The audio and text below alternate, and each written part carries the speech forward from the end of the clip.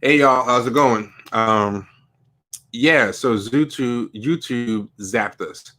I didn't even realize they zapped us. I just kept talking and talking. No idea. So anyway, what I want to tell you is if you want to see what we did, and this is why I'm glad that we started doing this, because YouTube is really funny style with the content stuff. They're really hard to get by. And that having getting copyright strikes for everything I do. So this time around, I didn't even this time around I tried to not even do any music or anything like that, but somehow it still got flagged. It might have gotten hit with people reporting it because it was I don't think we actually did anything with copyright. We weren't playing songs, we weren't doing anything. We were showing pictures of people's social media streams and stuff, but that's public. You can't um get in trouble for that. So if you want to see what we did, if you want to see what we did, go here. Go here to twitch.tv/champagne sharks. If you want to see what we did tonight, we simulcast it there. You might want to look into also following us over at twitch.tv/champagne sharks and watching streams there because they're way more lax with the whole copyright thing, you know. So I kept talking the whole time. So I was really planning to do like a 20-25 minute show. So I did it and it's over there. We talked about Takashi 69 kind of pimping his video vixens to beat sales, and then Takashi 69 calling out all the other people gaming the system. And the last thing that I mentioned at the video was I was talking about when the history books happen. Like, you know, one of the big things we do for pop culture historians is to look at charts and try to figure out what people were into. And I was saying how 20 years from now, charts are going to be useless for knowing what people are really into because all they're going to reflect is who was the best at gaming the system. But like I said, this is a good excuse to show people the use of following us over at Twitch. We simulcast these things there now anyway. So yeah, Gavin just said it might have been auto flag. They have bots and troll videos and often report. Yeah, they're a bit much, man. I don't know what they're trying to do. I think YouTube is trying so hard to chase the legitimate stuff. As far as legitimate as in like the mainstream, they want to get late night talk shows on here. They want to become like a network. So they're trying to get rid of as much of the DIY or Wild Wild West action, but that was the stuff that made it cool. And I think at the end of the day, they want to make it into just another network. And you know what's funny? I knew something was up because the people in the room just dropped like a stone. And I was thinking, damn, did I just say something? Did I just alienate everybody all at once? Because they went from like 12 to like 9, 7, 3, 1. But I was like, okay, I don't know what this is, but whatever. Yeah, so yeah, but I didn't play any music. I didn't do anything. I put Takashi 69 into the description. I don't know if somehow they're trolling for that, but yeah, I didn't put any music. The only clips I put were of if I remember correctly, just people's social media, you know. In fact, let's test it. I want to see what could have possibly done it. I know I put this thing up, right? So let's see what happens. Am I still here? I was putting up his social media post, and yeah, I did that. I don't know if that's what did it. And then I put screenshots of articles. I don't think that's stuff. It wasn't like the articles were paywalled or anything, you know. Yeah, I don't know what it is, but it's a pain because even my stuff that's not taken down, every single thing gets hit with a copyright strike. Then I have to appeal them all individually for fair use. You know, um, so I'm gonna talk about something else altogether. I don't want to try to recreate what I talked about before. Go to, like I said, Twitch twitch.tv/champagne sharks. You can watch it over there. Follow us over there.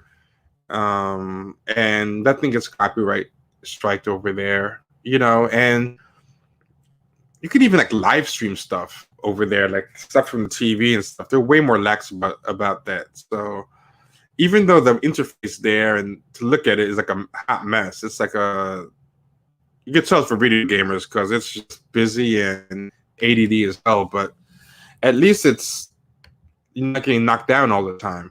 But check this out. I thought this was pretty interesting, right? Because one of the big lies of intersectional feminism, right, that they pretend black people are just white people in blackface, and all our dynamics work the same. So one of the very facile, glib premises of it that gets repeated without scrutiny is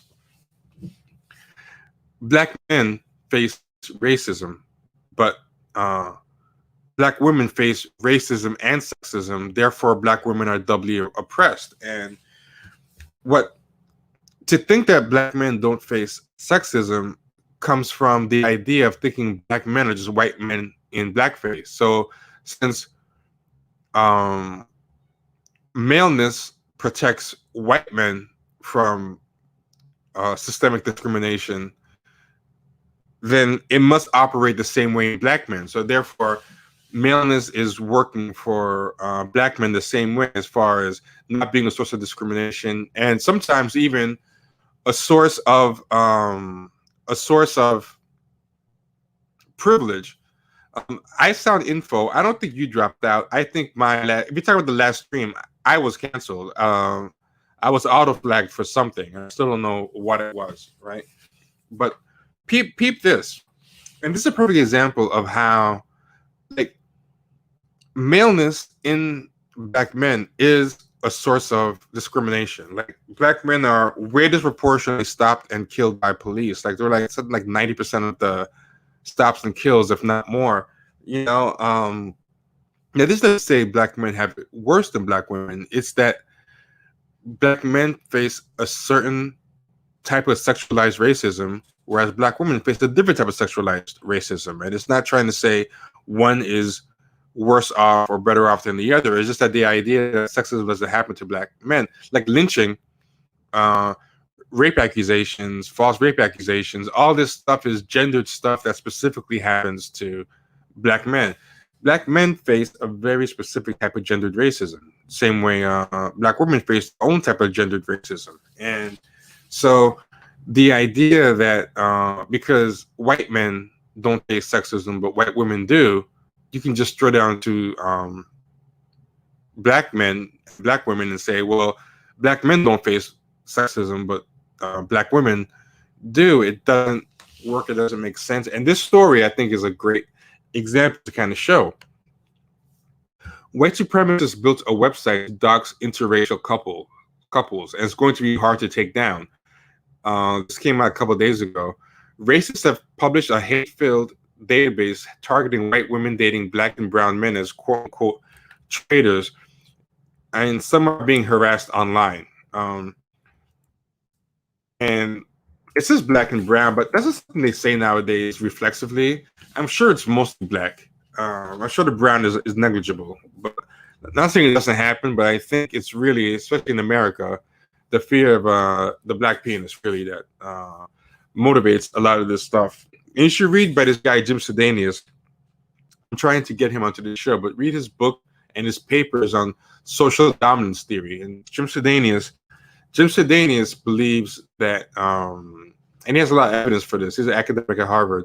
He believes that most racism is specifically targeted at the males of the out group, and that the out group women are primarily targeted depending on how affiliated or supportive they seem to be of the males of the out group, and that it's interesting. It's interesting theory. It's pretty controversial because it goes against a lot of intersectionality's premises.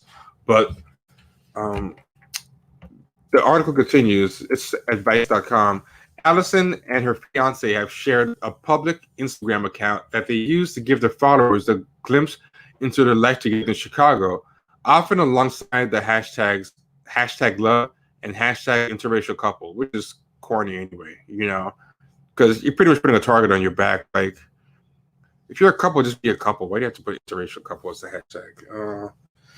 They'd grown accustomed to the occasional racist comment under the photos every now and then, but in early May, those comments started happening with more frequency and took on a more sinister, even threatening tone, often containing references to obscure white supremacist or incel memes, right? And then she received a strange DM from a woman she didn't know, letting her know that she was on a disturbing website that was compiling information about white women in interracial relationships. So she went to the website and found her name, photos, and social media handles under the label traitors. So the whole thing was just calling out race traitors, but they're calling out traitors who are white men with women of color. It specifically goes one way. And that's something that I think doesn't really get covered. Like, this story is only on Vice and it really got covered. It's not a blip in anything because it kind of goes against the narrative of that black men can get gendered racism. Whereas I feel like if this was just something against black people or even black women, it would be more sympathetic to liberal media narratives, and it's pretty crazy. If you search this title, like if you go to Vice and search white supremacists dox interracial couples, you'll find the article. I don't want to just sit here and read a whole article out loud to you guys. That's not fun.